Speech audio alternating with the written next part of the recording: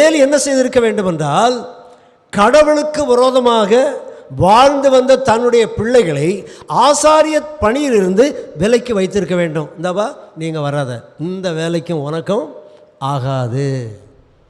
ஊழிய வேலைக்கும் மற்ற வேலைகளுக்கும் உள்ள ஒரு வித்தியாசம் என்ன தெரியுமா?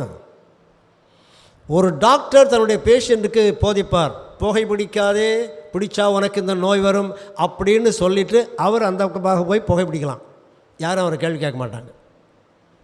ஒரு ஆசிரியர் தன்னுடைய பிள்ளையிடத்தில் இந்த தப்பு பண்ணாத என்று சொல்லிவிட்டு அவர் அந்த பக்கம் போய் அந்த தப்பு பண்ணலாம், யாரும் பெருசாக ஒன்றும் கேள்வி கேட்க மாட்டாங்க.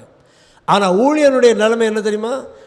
புல்பிட்டில் வந்து நின்று கொண்டு அவன் எதை சொல்லுகிறானோ அந்த சொல்லுகிறத அவன் தன்னுடைய வாழ்க்கையிலே கடைப்பிடிக்க முயற்சியாவது செய்யணும். முயற்சியே செய்யலைன்னு வைங்க, அப்படியானால் அவன் சொன்ன வார்த்தைகள் எல்லாம் ஆகாயத்தில் சிலம்பம் அடிக்கிறதாக போய்விடும்.